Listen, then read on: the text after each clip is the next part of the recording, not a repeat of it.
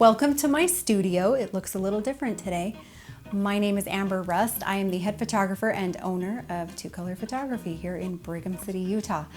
I wanted to show you the magic underneath my fabrics. This cool little invention, and I'm going to call it an invention because my husband has always wanted to be an inventor, is the framework that I use when I set up my newborn beanbag. I would like to give you the name of the company that made it, but it's my cute husband and he does not have a company name. But we are going to share how to make this in our Baby Photo Academy course. It will be one of your additional resources. So please come and find us at babyphotoacademy.com. The link is in the description below this. So this form gives me a way to clamp my fabrics all the way up. In the course, we talk about how important it is to make sure those fabrics are really tight. So my husband would see me struggle. I used to put a chair on one side and a little ladder, like a step stool on the other side, and I was clamping it to that, and I was clamping it to that. And he's an engineer by trade, so as an engineer and a husband, he thinks he should help me solve all my problems. So he did. He created this form, this framework that just stays in my studio all the time, and it stays up all the time, that allows me to have something to put my fabrics, to pin my fabrics without having to concoct something every time. So the benefits, some of the benefits, he's got hinges here on the side so I can open this up completely on both sides, allowing me to easily slide my beanbag in there. The other benefit is the framework here popped off, and back when I was traveling for newborn sessions, I could take the arms off, pop it in my car, and travel to clients' homes. You can see though that it's still really bulky, and like we talk about in the course, I don't travel to homes anymore because that is a lot to have to take in your car and haul in your car. No matter how small we were able to make it, that's still a lot to stick in the back of a car. So we open this up and we grab our little bean bags. You're just gonna watch me as I put together my setup. And usually this is already done. I don't usually take it down to this point unless I'm using this studio room for something else, which is not very frequent. My Shoot Baby bean bag, and the link to their shop is in the description below as well. So my Shoot Baby bean bag, we open up these little doors and we plop it right in the middle. And then the door's shut right around the beanbag. And we've figured it out to where the doors just meet. That's how I always know how far out my beanbag should be. So the other thing we do is we add a heating pad right on top of this layer so that the baby has a little bit of warmth coming in.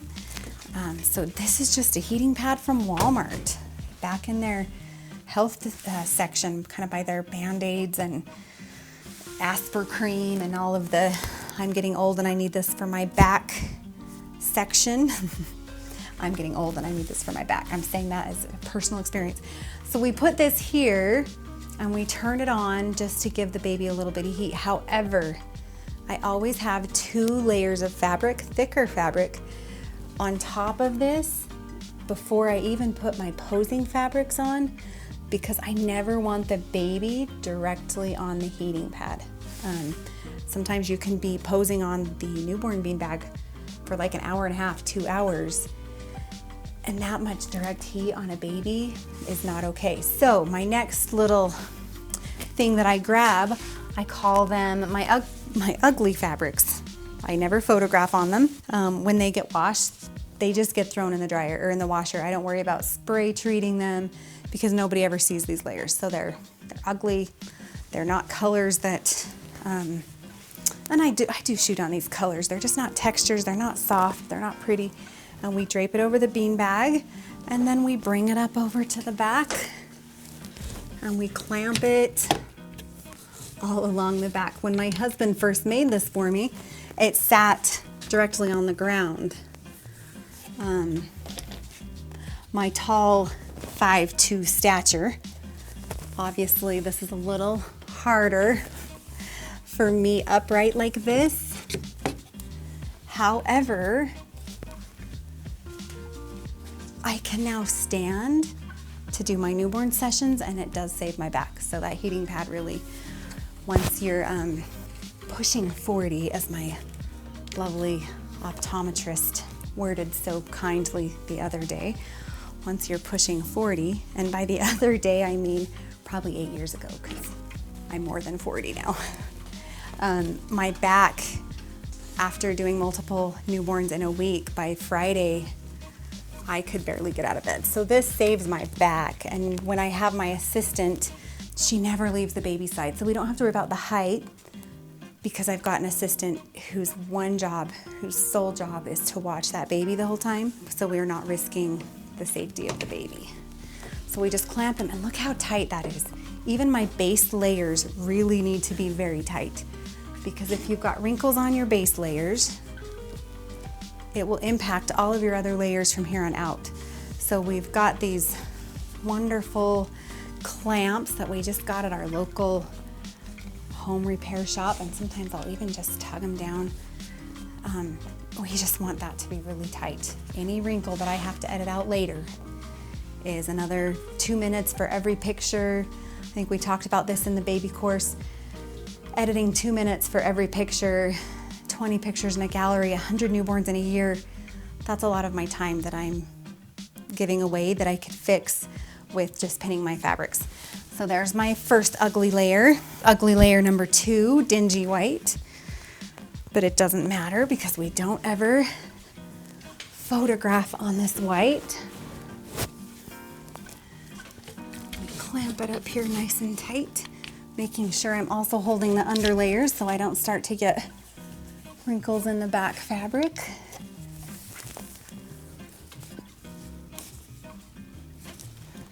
Like that. Now, to know what colors to use after I get these ugly fabrics on, my safety net between the baby's skin and that heating pad, the other benefit of having multiple layers is the more layers of fabric you have, the smoother your transition when you put in a posing pillow.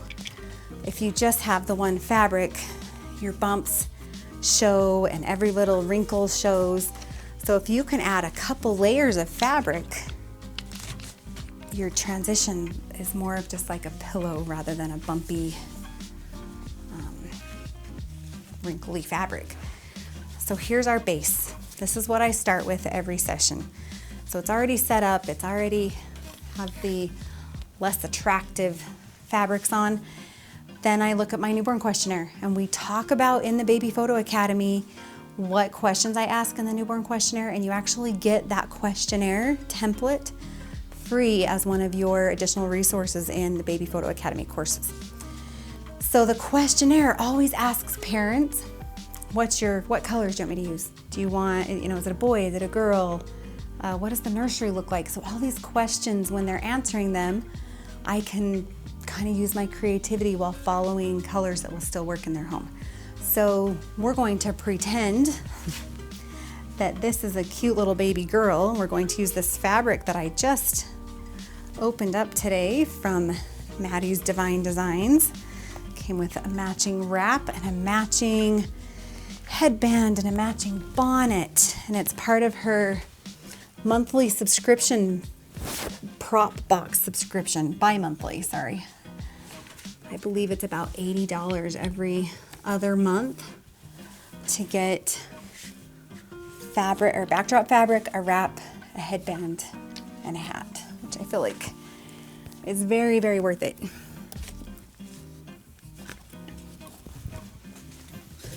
And this part makes me stand on my tippy toes. But again, this is where we're looking for wrinkles. So I'm gonna tug it. I'm looking across the top to make sure that I don't have any wrinkles there. It did just come from shipping, so it's got some fold wrinkles in it.